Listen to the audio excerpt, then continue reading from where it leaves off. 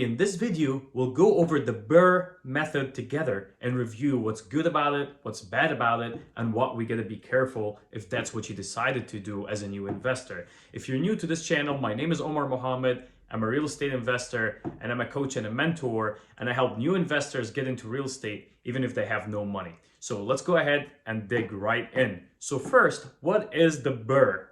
BRRRR is when you buy a house, right? You rehab it, then you rent it out, then you refinance it, and then you repeat the process. So we'll go over a step-by-step of every single one of them and talk about what's the good, the bad, the ugly, and perfect, and what makes the BRRRR method special. I personally used the BRRRR as one of my very first deals, and I learned a lot from it. So I want to share it with you so you can go ahead and do it as well. And I did it without any money. So first, let's talk about the buy. Now, when you decided to do a BRRRR method, right, and you want to buy a house, you're looking for something to buy, you definitely want to look for something that's very discounted, very cheap. The idea is to buy something and fix it up and be less or at 70% of the after repair value. You have to make sure that you your numbers add up and you will be at that percentage, or you'll be stuck at the end. So if you're going to buy a property, you're looking for something online, or you're directly sending mailers out or doing cold calling, make sure you're buying something distressed and something discounted. And sometimes as a new investor is just getting started, they take a long time, or it might take you a while till you find that deal. But as I always say as well, and I share, you don't need something right away. You just gotta make sure you don't need like a house right now. You want to invest. It's not like a necessity. So it's okay to take your time if you decided to go with the BRRRR method. Now, what else is great about buying in a BRRRR? That you can do it using other people's money, right? So when you do it using other people's money, there's always a leverage there because you're zero money into the deal. So your return on your investment is huge because you did not put any money in. So you get a lot back, right? Because you didn't put any in. So this is another great thing. And you could also have equity, but the main important thing is to buy it right. Now, what could be tough about buying it is you have to make sure you're getting your money back. So you're buying it right. And also, what I see a lot of new investors sometimes face or challenges, if they don't have any money, finding the resources, finding the hard money lender, finding private money, if they don't have any, that could be challenging to do the BRRRR method if you're just getting started or if that's your first deal. So finding the private money lender, finding the hard money lender that's willing to fund you the whole purchase price and the rehab price without experience is a little bit hard. It's not impossible. I've did it and I got all of it funded by a hard money lender, but they're most likely are gonna fund you up to 70% of the after repair value. So make sure your purchase price and your rehab budget definitely adds on so you can find somebody fund it all. Or sometimes they'll fund you up to 80%. You might have to put couple grand in that you can borrow as well. But that's one of the two things when you're buying that are very important to make sure of when you're finding a lender or somebody to lend you as well. Now, second, we'll go to the rehab. This is a big one, and this is one of the most important parts of the BRRRR method, especially for a new investor. You're taking on a big project and going into rehab, a house or a duplex. Rehab is not easy. Just to be clear with you, just to be honest, and this is something I always tell, my followers and you guys, I've always been honest with you, rehabbing a project, rehabbing a house is not easy. Even, especially if you're just starting out, right? If you don't have any experience like me when I was starting, I had no clue what it takes to get a house ready, right? To move in ready or get it ready to renovate it. It takes a lot of work and it takes special people. Sometimes like a lot of them have to have special skills, right? If you're talking about plumber, if you're talking about an electrician, if you're talking about a lot more, it takes skilled people to do some of that work. So as a new investor, it is so easy to miscalculate the number or do mistakes here when you're doing the BRRRR method, especially at the rehab. But this is very important because you want to make sure you buy it and fix it with a total of 70% of the price when it's done. So again, if you bought it for 100K, right, and you're fixing it for 40 and it's going to be worth 200, then that's great Because the banks, and we'll talk about the finance here in a second, when you refinance, the banks will give you 70% of the value of the house. So when they give you that 70%, you want to make sure you didn't put more than that in, or you're going to end up putting more money in that you can pull out and you're stuck there. And you do not want to do that, especially as a new investor. And as a new investor rehabbing a property, what I see a lot of time happen is a lot of new investors do the mistake of miscalculating their rehab budget. They will think it will take them 20 grand to fix it, but it end up taking them 50 grand to fix it. So make sure the ways to overcome that, or how to do it, is make sure you get so many different bids. Network, right? Network and ask people in your town, hey, how much will it take to add a new bathroom? How much will it take to add a new kitchen? What about plumbing? What if I have to replumb the house? What if I have to rewire the whole house? What about the roof, right? What about the soffit, the fascia? All that stuff needs work. You're definitely making, you definitely are already taking steps by watching this video and learning. But the rehab is definitely a process that you want to make sure you're going in, you're calculating it. I still think it's a great way to build wealth and get into real estate with no money, but you definitely got to make sure you know what you're doing. And when you're taking on a big project, because usually we buy something very distressed. So you want to make sure you're watching the rehab, you're calculating your budget, and you're getting so many bids. And or if you're not comfortable, get a partner. See if somebody can partner in with you, right? Because you do not want to borrow the 100,000 to fix it, and you borrow 40 to fix it. Now you're borrowing 140, but you're stuck because you need another 30 or 40 to fix it, and you don't have a plan B to put more money into it. Now you borrowed some people money that is due within a year, and the house is not ready, so you couldn't even sell it, and you find yourself set back. So make sure in a rehab you're calculating the numbers right, and you're leaving extra money in there as a contingency. You paid somebody and they didn't show up, you put something there and it ended up breaking, or something ended up costing you a lot more, or something you didn't think that you were going to fix and you ended up having to fix.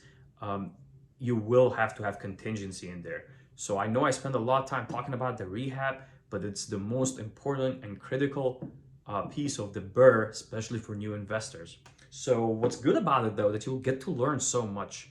You're gonna get to learn how to actually get a house and turn it around, which will give you a lot of experience. Just make sure you run your numbers correctly and you don't just think, oh, it's only gonna cost me that much, and go ahead and pull the trigger, or get one contractor that says, hey, I'll do it all for 20 grand.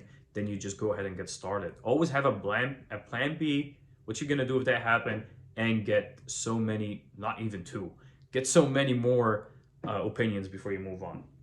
Now that will take us, now you got it, you bought it, you fixed it up, you go ahead and rent it out. And this is the great part, because now when you borrowed that money, you're fixing it up, paying it, you're paying holding costs, right? You're paying the hard money lender or the private money interest, or even if you put your own money into fixing it, you're paying still holding costs for like gas, electric, everything, insurance. You're paying some money out. Now, when you get it rented, that's the great part, that you're gonna start having somebody to pay some of these expenses, if not all of them, right? So what's great also is make sure when you have a tenant in there, you definitely do a background check. You don't just want to get, especially if that's your very first one and you started like me with no money and you borrowed all the money in, you want to make sure you're not going to put somebody there that first is going to destroy the property that you had just fixed and spend a lot of money fixing it. And also they're going to pay on time and not give you a hard time. You're not going to have to chase them every month. And you do that by running a background check, getting references if you had to. And there's a lot more that you could do just to ensure you're on the right track. So make sure you definitely run background checks. You ask the questions when you rent, and also when you're buying the house, ask for rental comps. Make sure you buy somewhere where the rent is good, where it's gonna rent quickly. Don't go buy somewhere where there's no people, people are moving away, there's no rentals. It's most likely, people that own, it's like a very close community where it's all like homeowners. There's not too many rentals there, and rent will be so expensive where it's not gonna be very easy for the average person to afford. You wanna make sure you are in somewhere, if you're doing the BRRRR method, you're somewhere where people gonna wanna rent, right? Because you don't want to take any risk. It's fairly easy. I know it's a question that comes out a lot of times. Hey, Omar, what happens if I can't rent it? You will rent it. If you follow these steps, it will rent.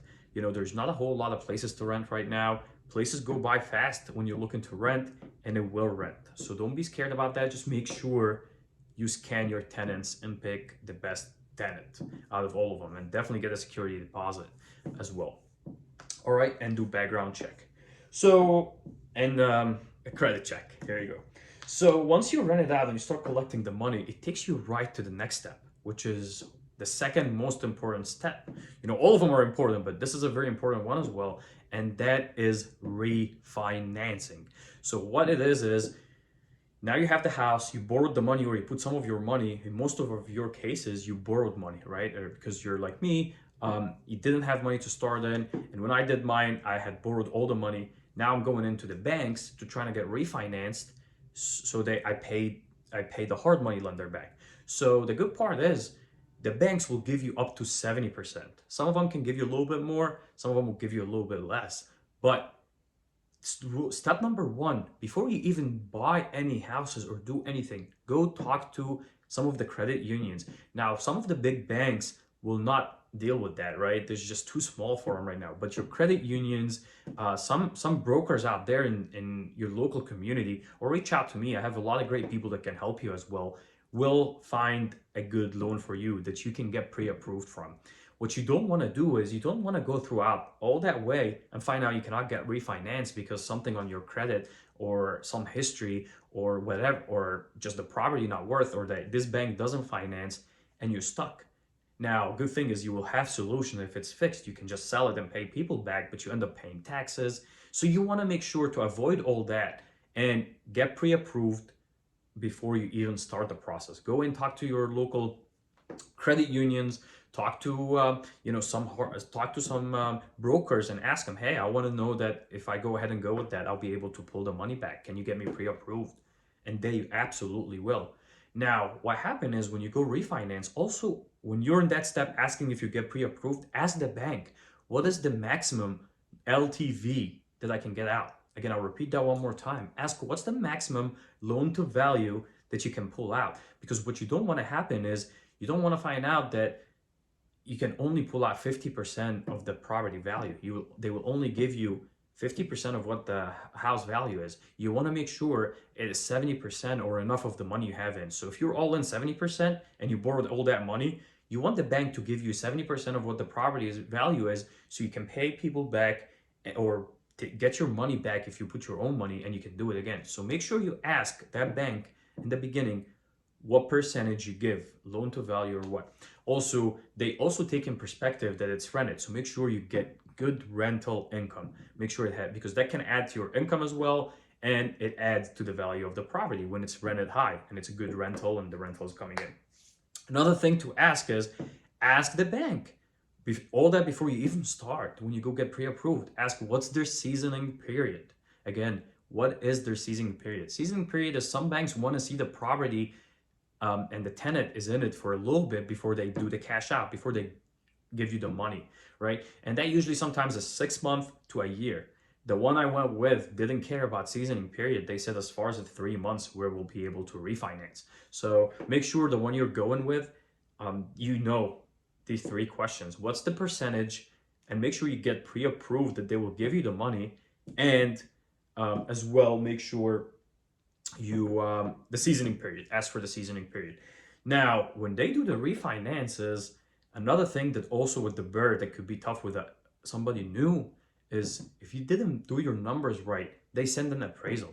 The bank will go ahead, send an appraisal, and the appraisal will write an appraised report and send it back to the bank of what they think the property value is. So if you thought the house will be worth 200, right, and you spend 140, thinking the bank will refinance 70%, will give you 140, but the appraisal goes out there and think like, oh no, that house was not worth 200. They don't think where you got that 200 from.